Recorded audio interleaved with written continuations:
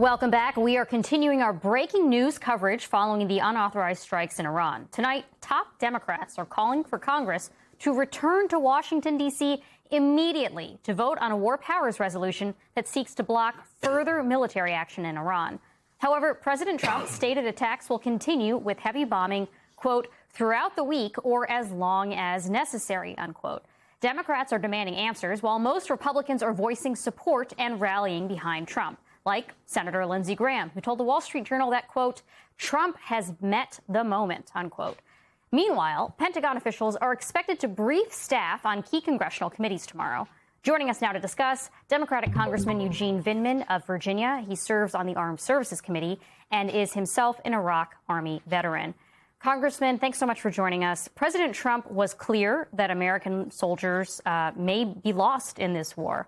As someone who served in Iraq, what is your reaction to how willing he is to put service members on the line without a clearly stated plan ahead? Well, look, this is a president of war, not peace. He's a president of chaos.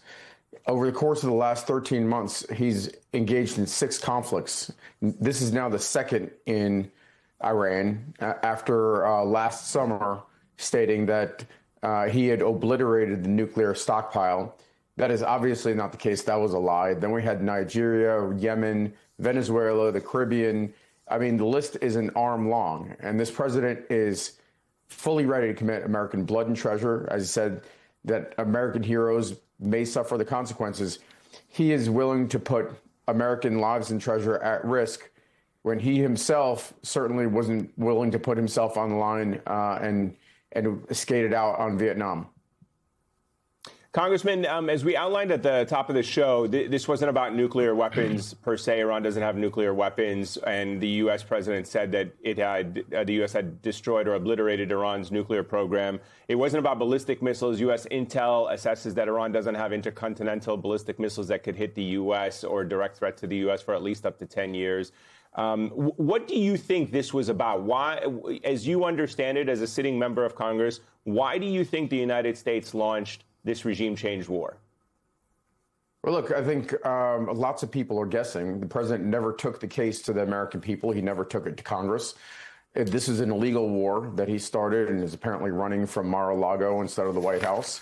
It was illegal in the inception because it was not authorized under the UN Charter, under international law, and it wasn't in self-defense, as you just stated. And it was illegal under domestic law because it was not authorized by Congress as required by Article 1 or an authorization to use military force. So at this point, the president is acting unilaterally, chaotically. Nobody really knows exactly what the objective is.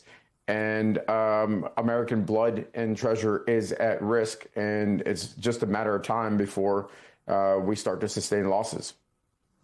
Congressman, what difference would it make at this point to have a war powers resolution when Trump has been able to have all of these unauthorized military interventions around the world? Iran 8 months ago, Venezuela, now Iran again. So what would a war powers resolution accomplish at this stage? Well, look, what we want to see is we want to see the administration and the president come in with a plan. What are the goals they're looking to achieve? I will tell you, I'm not particularly optimistic that this is the team that is going to be able to do that this president has a concept. But to force the president to actually make the case to Congress and the American people is critically important. We need to know where this ends. And right now, there is no end in sight, as the president himself just said.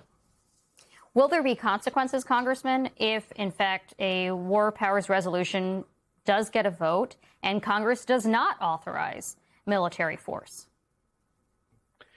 Well, the president, if Congress does not authorize military force, then the president is constrained by the war powers resolution.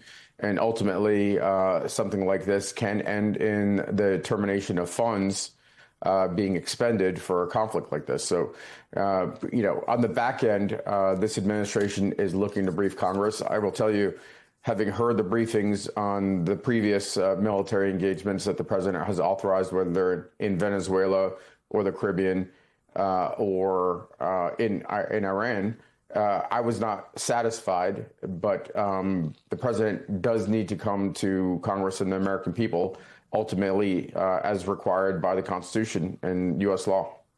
So in the absence of that AUMF, without actually making a public case or addressing the nation in a meaningful way, without addressing it at the State of the Union earlier this week, do you think that what the president has done as of this evening is an impeachable offense, taking America into war without the proper authorization, or at least even publicly making the case to the American public? The president needs to come to the American people through their representatives in Congress and make the case.